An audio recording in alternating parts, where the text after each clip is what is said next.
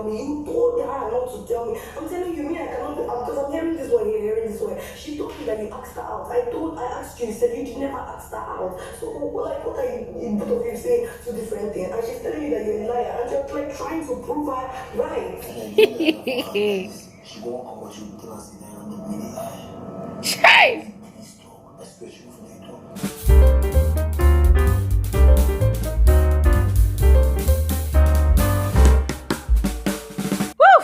Okay, guys, last night was really chaotic in Biggie's house. The after party was wild. Yeah, it was wild because most of the housemates were quite tipsy. Some of them were really drunk and they could not even control their actions. They were misbehaving all over the place, especially the likes of Doyi. There was, what's her name now? Rachel, yes. They were seriously misbehaving and it was kind of hilarious to some extent, yes. And even whilst that was going on the other hand, someone was busy receiving breakfast. Chomzy was seriously chopping breakfast from Eloswag, guys. It was quite intense, insane as well. I'm going to be giving you guys the gist about that. And then there was Amaka. Amaka, once again, for the second time this season, has started planning another plot, yes, to kind of scatter the strategy of some of the housemates in that house. And Bbnaija is on the top of our list. And she started provoking not only Bbnaija, but almost all the level 1 housemates that still had their sanity intact. Yes, that were not really consumed by alcohol last night. So it's crazy, guys. It's crazy. Lots and lots of things like that were happening. And then there was also Daniela and Dotun. I talked a bit about both of their situation on the video I did last night about the party. But then I decided to take a stroll to the streets of Twitter, and that was where I saw some very, very disgusting narratives that Daniela and Khalid's fans were already, spinning and trying to push an agenda on that space. And guys, it was really disgusting. It was really disgusting, and I was panicking. I was scared when I saw tweets like, "Oh, Dotun is the R word." I don't want to spell it out, yeah. That Dotun is the R word, yeah. And he deliberately got Daniela drunk so that he could lay with her at night. And then they were saying things like, oh, Dotun was the one that was pushing himself on Daniela, that Daniela did not do anything, that this guy was seriously razzling Daniela up in the party, and then they got to the house. I'm like, are you people blind? Really? Really? Like, I don't understand. Did I watch another party? Or have I been watching another show 247? Like, how insane can people get?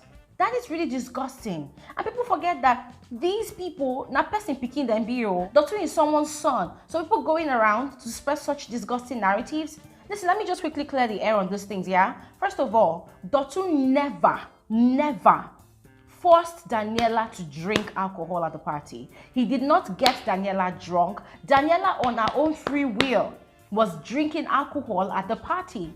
And listen, there's a probability that Daniela did not confide in Dotun like she did with Khalid, that she's got a very, very low tolerance for alcohol. Yeah, so the girl was drinking. I mean, we're seeing her live and direct. She was taking alcohol, she was drinking. So how was that Dotun's fault again? How? Oh yes, after the party, she was lamenting to Dotun about, public opinion. People are going to think that, she's very easy to lay, that people are going to slut shame her, blah, blah, blah. Guys, if you listen to all of those complaints that she was making, she was not complaining because she feels like she's going to disappoint Khalid. No.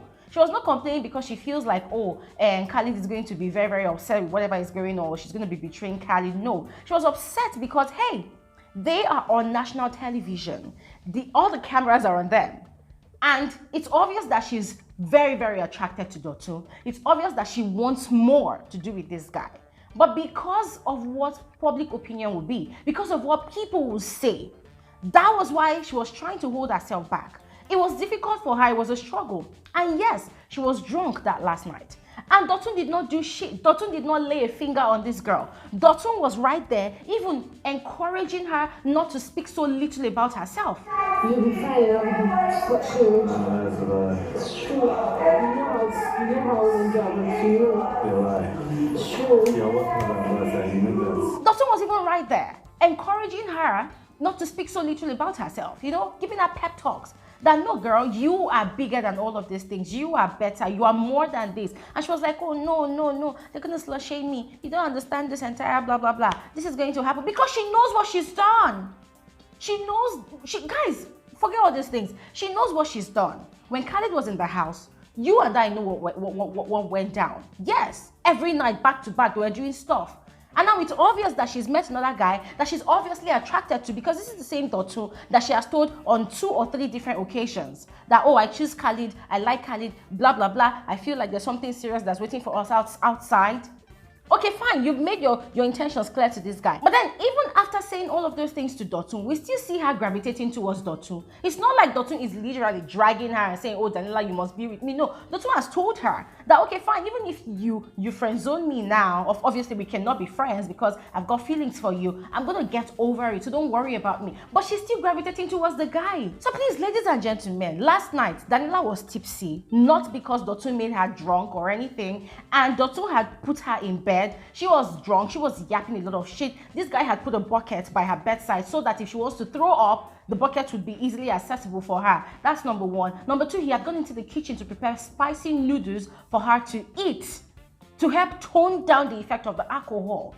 So I don't know where people are getting all these their disgusting narratives from. I beg you all, please. Dotun is someone's son as well. Dotun has been really controlling himself around Daniela. Dotun has been a perfect gentleman around Daniela. So please, let's stop with the crazy agendas. I can't believe that I've actually spoken for over 4 minutes without, properly introducing myself. So let me just go ahead and do that, yeah? Hi, you're welcome back to my YouTube channel. My name is Bbnaija. This is Frankly Speaking with Glory, and I am the girl with the T. And if you are new on here, guys, thank you so much for stopping by. But please do not leave without doing exactly what you see on your screen, all right? And guys, quickly, let's get into the video. So aside the Daniela and Dotun's situation, I think I mentioned earlier that there were a lot of dramatic things that happened, yes. So what I'm going to do is I'm going to split this video into 2 because I cannot really explain in details every single thing that happened last night. So the next story I'm going to be talking about is Chomzy and Eloswag. I do not have anything against you, but at this point I think I literally don't want a relationship. I'm not going to lie to you, I don't think I'm feeling that vibe. Now, apparently something had actually transpired during the party, in the party arena. But guys, we don't really know what exactly happened. What we saw was that after the party, Eloswag confidently served hot breakfast to Chomzy. Guys, just like that. I would have said unprovoked, but I don't know if it's provoked or not. But it was hot breakfast to Chomzy. And it was shocking because coming from a guy who had been begging this girl from week 2 to be his girlfriend, to get with him, to get on a ship with him. It was quite shocking, the audacity with which he used to serve her breakfast. He even went as far as thanking God. This guy was so dramatic last night.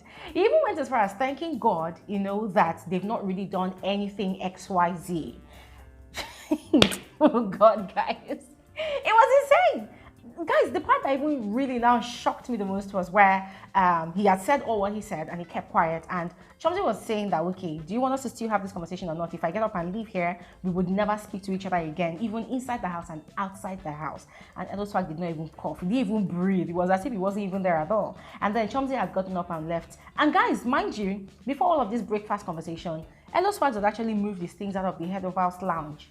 Yeah, he had moved his things out of that bedroom like it was a total, complete packaged breakfast breakup, whatever that was. Chomzy had gone to bed early, and obviously she was really sad, probably shocked that this guy served me breakfast. Like girls like Chomzy, it's a norm. Let me not just create a stereotype now, but one would have expected, that between those 2 people, it would have been Chomzy that would have served him a properly prepared breakfast, right? So it came unawares for her. But then later on, in the early hours of this morning, Eloswag had crawled into the head of house room. Yeah, he had crawled into bed and he had been cuddling Chomzy. It was really sweet to watch, and it was obvious that he was apologizing. He was wiping off her tears because Chomzy, it really pained her and she cried. So he was wiping off her tears, probably speaking words of assurances because we're not wearing their mics at that point in time. And then they had both cuddled, and he was even telling her, oh, kiss me, that kind of thing. They even carried the duvet over their heads and saying, wow, is this how people kiss and make up in this house these days? Because that was action-packed. And then there was Amaka, who still could not really wrap her head around all that had transpired at the party. I mean, Amaka is no child. She wasn't blind. She had seen how Fire had given so much attention to Rachel, and it did not sit well with her. In fact, it just went to confirm all of her fears. It went to confirm all what she thought about the guy, that the guy was actually using her to play a strategy. And so she had been making some statements in the house, oh, level 1 guys or level 1 people, they are fake. You know, she called them the B word, B-ass niggers, you know, words like that. She was really upset. And that word kind of triggered Fire. This dude was very upset. And then he was talking to Hearmis, later on talking to Adekunle, you know. Now, Hearmis on the one hand was advising him heavily that, dude, you need to go back to your roots. That means his roots is Diana. Chai! Hey God! He said, you need to go back to Diana, you need to go and beg her. He said, but I beg her now, she doesn't want to answer me. And I say, as you are talking to her and she's moving, you are following her, you are begging her. Guys, I'm sorry, but it was so hilarious. Like, the part that really cracked me up the most was where Hearmis said, if you are talking to her and she gets up and she's moving away, you follow her and follow her and follow her, and you are saying what you are saying. They talk with you, they talk. Then when she now turns around, you're not like, Diana, look me in the eyes. I mean, he said, tell her, Diana, look me in the eyes.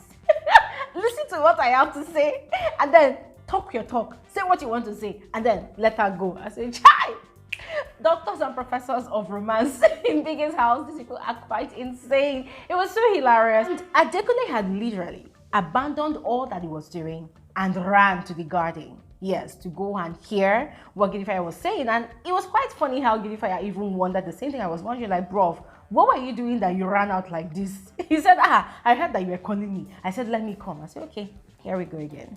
And so he was confiding in Adekunle, you know, and Adekunle too was quite, you know, shocked that Amaka would make such statements that she was making. So he was confiding in Adekunle about the things that Amaka had said, that he was really getting upset about it all. Adekunle too was expressing his shock at what she had said earlier inside the house about level 1 housemates being fake, you know, things like that. Now, they talked for a while, and then Amaka had come out to come and talk to Fire, and to be very honest, their conversation was not really straightforward like that, but Fire was laying it plain to her that, listen, all this, you know, cat and dog mouse game, it has to stop, because next time I would not be taking it serious. Because Amaka was outrightly coming at Fire saying that, oh, why are you giving me a reason to believe all what I was thinking about you? You know, that he was playing a strategy with her, blah, blah, blah. And Fire was not finding it funny at all. He was very, very upset. And guys, we know that Fire is one person that's very, very big on his reputation. He wouldn't want anybody at all to play that game of tarnishing his image. So he spent time telling Amaka that, listen, this is what it is. Did I at any point, you know, do XYZ or do XYZ? So I don't like the narrative that you are spreading around. And so guys, at some point he has said they should go and have conversations, but we did not really hear all of the conversations that they had. After the talk, once again, Diana and Amaka, they had their sisterhood conversation again, and Amaka herself, you know, was relaying all that she had discussed with Fire to Diana. Now guys, here's the deal. This is what I don't get. I know that Diana and Amaka, they have this friendship between them. But then the question I keep asking myself is, if Fire comes back to Diana to profess his affections towards her, will she betray the sisterly trust that Amaka has in her and follow her heart to becoming a sheep with Fire in the house? Guys, that's a question that I'm leaving with you all on this video. More juicy tea coming very soon on another video, guys. There's still a lot more to talk about, but for now, this is where I'm going to end this particular episode of Frankly Speaking with Bbnaija. Thank you so much for watching, and have an amazing day. Bye.